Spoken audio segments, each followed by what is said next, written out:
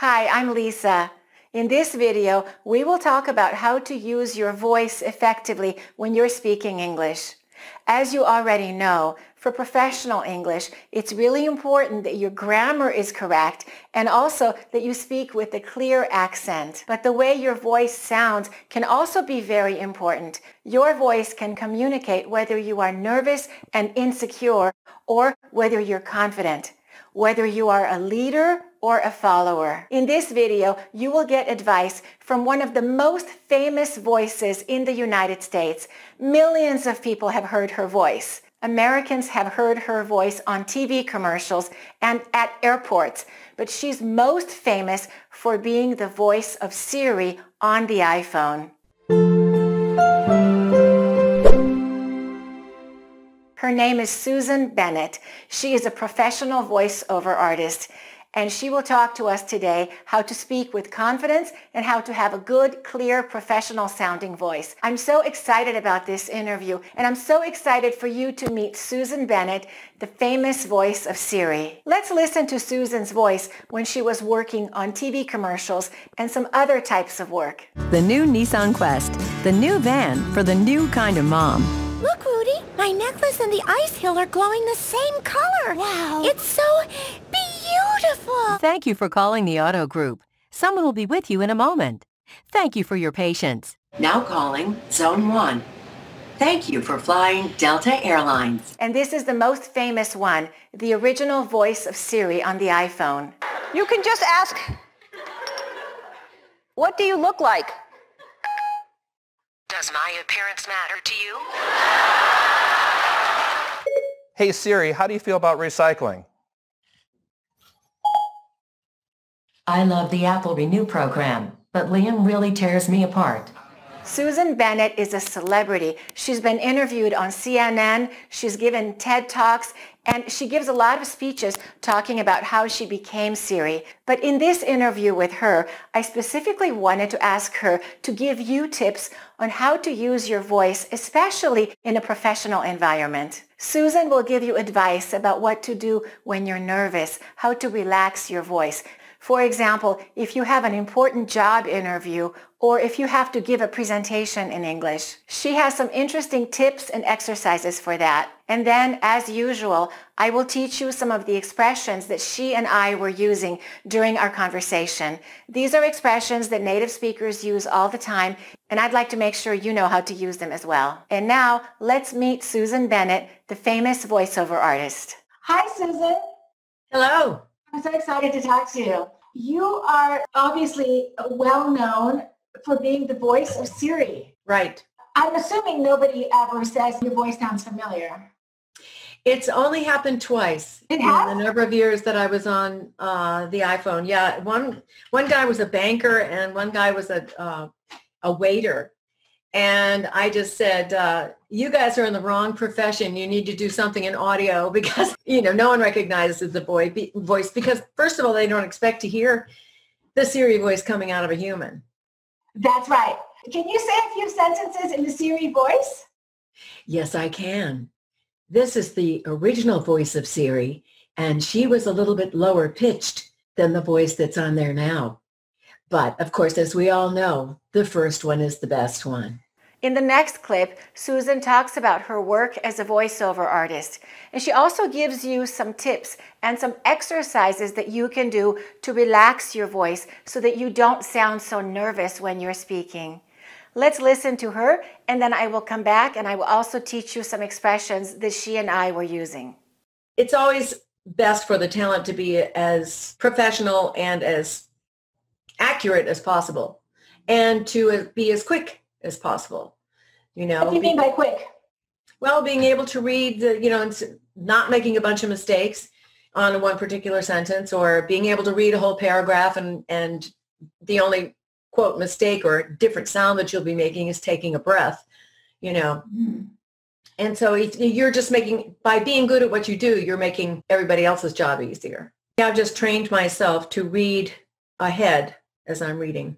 My students need to have a professional voice. A lot of my students are nervous about having a job interview over the phone, and they're nervous about the way they would sound. Not only do they have a foreign accent, but they also maybe have a weak voice or they don't articulate. Would you have any quick tips that you would give someone who needs to prepare for a job interview just using their voice? What does a professional voice sound like? Well, there are little tricks that you can do physically that will improve your voice. I don't know if, I first started thinking about this when I noticed Whitney Houston singing. And she kind of looked like a Tyrannosaurus Rex. I mean, she opened her mouth so wide and she was moving her jaw to get the vibratos and stuff. And I just thought, she's really using her mouth. And I just thought, well, that's one of the keys.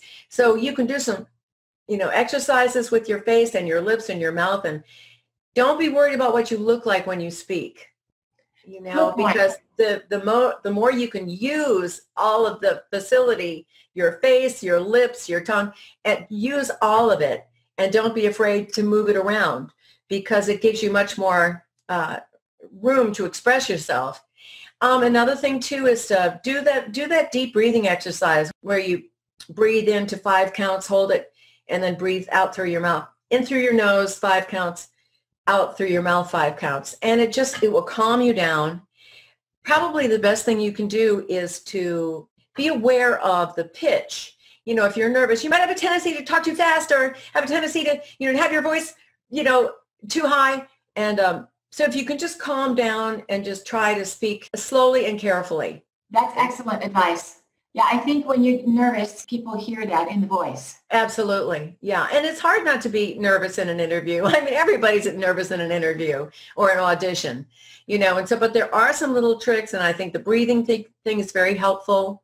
Don't drink a bunch of coffee before the interview. What are your thoughts about articulation, about finding that right balance between making sure you're clear, but not sounding fake, on the other hand, not mumbling? Yeah, it's a tough line to straddle. Yes, and also I've noticed recently that, well, it's even more than a decade, 20 years probably now, that everyone says, don't sound announcery. We want you to sound natural. But there are different ways to articulate. For instance, if you're trying to pronounce each, consonant, you can let them hear a T without going consonant. You can just say consonant. Right. They're just, once again, it's just practicing.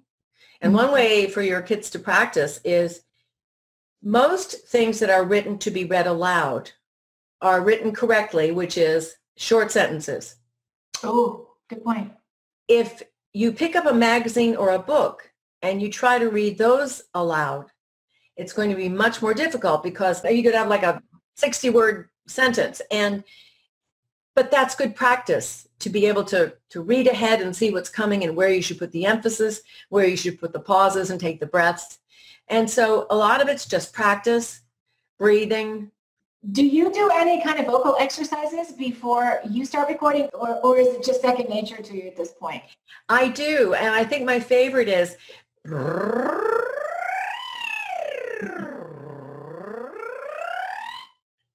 oh my goodness, what does that do? It just opens everything up. Okay. And also sends you from the top to the bottom of your vocal range. Right. And so once again, it just opens things up and also makes you more comfortable. Plus, it's really silly. And that would be another way to sort of calm yourself down if you're preparing to read aloud or do an interview. Loosen you up a little bit and make you less rigid. Yeah. Right. Do you notice people's voices? Do you notice them the way I do? I do. Yeah. I do notice people's voices. What do you consider an attractive voice? I sort of like a voice that's round, warm sounding, tiny bit breathy, not too high, not too low. And people ask me, well, whose voice do you really love? And the prime example is always Morgan Freeman.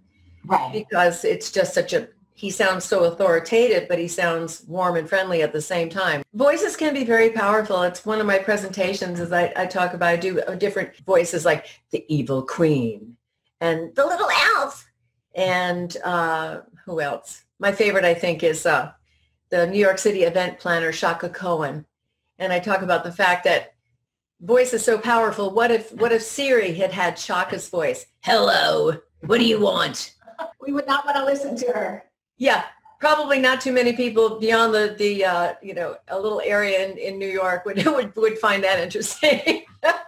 Susan's tips are so valuable. I recommend that you try them. Susan mentioned the actor Morgan Freeman. He has an amazing voice, and this is why he's often used for documentaries. You can hear his voice in a lot of different places, not just in movies. Let's watch a clip of Morgan Freeman giving advice about using your voice well. He has a really good tip. If you're looking to improve the sound of your voice, yawn a lot. Yawn a lot? Yawn a lot. Yeah. Why? Tell me why. It relaxes your throat muscles. It relaxes your vocal cords. And as soon as they relax, the tone drops. The lower your voice is, the better you sound. Morgan Freeman said that before you speak, you should yawn.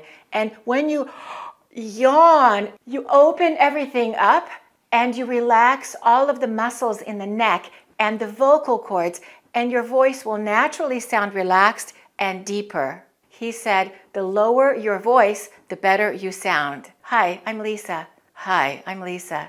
Hi, I'm Lisa. Those are pitch changes. So practice changing your pitch. In general, a high-pitched voice is not so good for professional speech. Try to lower it a bit. Let's listen to the way Susan used the word the talent. It's a little bit different from the other meaning when we say he's very talented. It's always best for the talent to be as professional and as accurate as possible, and to be as quick as possible. Susan said it's always best for the talent to be as professional and as accurate as possible. And the talent is a word that's often used in the entertainment industry, and it means the performer. That can be the actor, the singer, or in this case, the voiceover talent. Susan and I talked about articulation, and we use the noun and the verb to articulate. Let's listen, and then we will talk about what that means and how that works. They also maybe have a weak voice, or they don't articulate. And by natural, they mean don't articulate the way you're speaking. But there are situations in which you do need to articulate, and especially if you're reading any kind of narration or educational thing, I think it's very important to articulate exactly what you're saying. To articulate means to pronounce everything very clearly and to move your mouth well so that your speech is very clear. I asked Susan about articulation when you're speaking English, and sometimes it might sound exaggerated. So I asked her about the balance. When do you relax and just kind of speak more quickly and maybe not articulate as much? And she said it depends on what you're talking about and what the job requires. If it's narration, for example, a documentary that you watch on television, you will notice they articulate more. However, if you watch a film or a TV series in English, the actors generally don't need to articulate that much. They're just having casual conversations. And this is the reason that you sometimes don't understand native speakers when you're watching TV. They simply don't move their mouth as much. So for professional speech, it's good to articulate. You need to slow down because you're delivering a message. Maybe it's a job interview, or maybe it's a presentation. It's better to speak more clearly and to articulate. But of course, we don't want to articulate too much. We don't want to talk like that and slow down too much. It might sound artificial. It might not sound natural. So you need to find your own balance, but I strongly recommend that you move your mouth well, just like Susan recommends. The next word is to straddle. Let's listen to the way Susan used it. It's a tough line to straddle. Susan said it's a tough line to straddle. And to straddle is one of the words that I teach that I think you need to know in my 400 Advanced English Words course. It's word number 174. Let's listen to the way I explain it in the course. The next verb is to straddle. To straddle. And that double D is pronounced the same as a double T would be. For example, the words bottle or little. Those are spelled with the double T, but the double D is pronounced the same way, to straddle. To stand with your legs on both sides. To sit on something with one leg on each side, for example, when you're riding a horse. Or to cross a line or a border, or to cross over several different subjects. Let's make a sentence with the literal meaning first.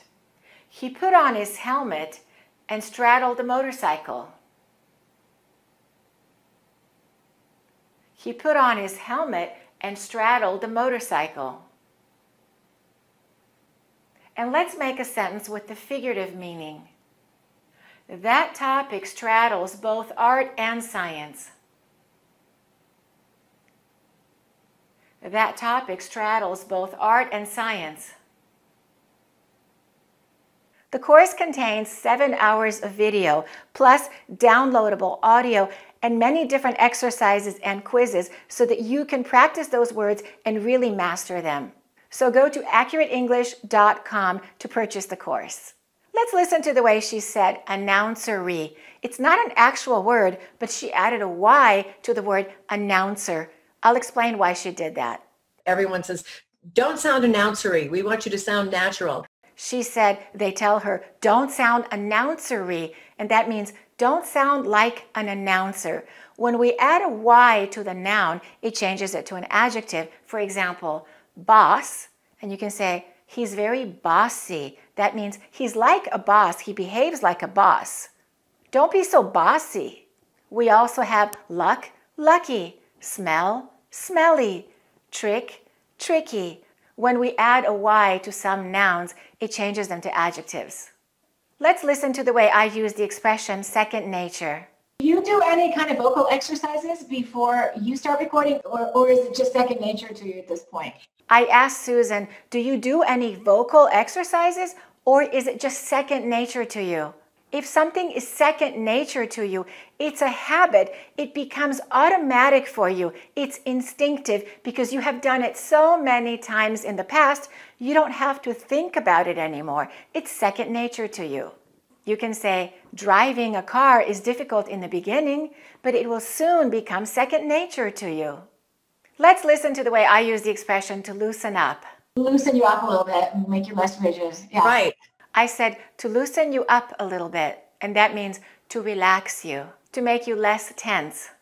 You can say to someone, you should loosen up a little bit, relax. Or the massage really loosened up my muscles.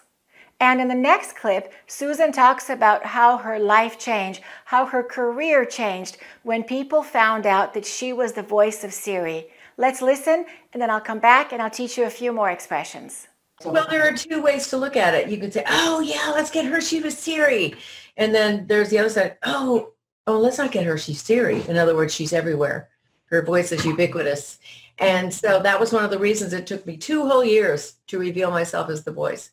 And I wasn't sure how it was going to impact my career. And I enjoy doing all those different voices and all those different types of work. And I suspected that if the Siri thing took off, that suddenly I would just be doing narrations and messages and stuff like that. And that's pretty much what's happened. But Siri also gave me a whole brand new career very late in my life, which is a public speaker, something I never, ever would have imagined. Do you know the meaning of the word ubiquitous? Let's pronounce it correctly first. Ubiquitous. Ubiquitous. Let's listen to the way Susan used it. In other words, she's everywhere. Her voice is ubiquitous. If something is ubiquitous, it's present everywhere. You can find it everywhere. You can say, computers are ubiquitous. We were annoyed by the ubiquitous mosquitoes. The mosquitoes were everywhere. Let's listen to the way Susan used the phrasal verb to take off. And I suspected that if the Siri thing took off, that suddenly I would just be doing narrations and messages and stuff like that. She said, and I suspected if the Siri thing took off. To take off means to become successful, to become popular. His new business is really taking off. It's doing really well. Instead of saying never, have you ever said never, ever? Let's listen to the way Susan used it. Siri also gave me a whole brand new career very late in my life, which is a public speaker, something I never, ever would have imagined. She said she never, ever imagined that one day she would be a public speaker. So we add the word ever for special emphasis. Never, ever. I would never, ever lie to you. Have you ever taken illegal drugs? Absolutely not. No way. Never, ever. In my next video, you will see part 2 of my conversation with Susan. We talk about the different accents in the United States and what it means to speak with a standard American accent versus a regional accent. She has some interesting things to say about that, and it's a topic that's really important to me because I teach the standard American accent. So make sure you subscribe to this channel and click on the notification bell so that you can find out when the next video is released. And to summarize, in addition to working on your grammar and your vocabulary and your accent, I'd like you to think about the sound of your voice, especially in a professional environment, and practice some of the exercises that Susan has given. I think it'll make a big difference. Thanks for watching and keep practicing your English. To get the 2 courses, the American Accent course and the 400 advanced words you must know for fluent English, go to accurateenglish.com.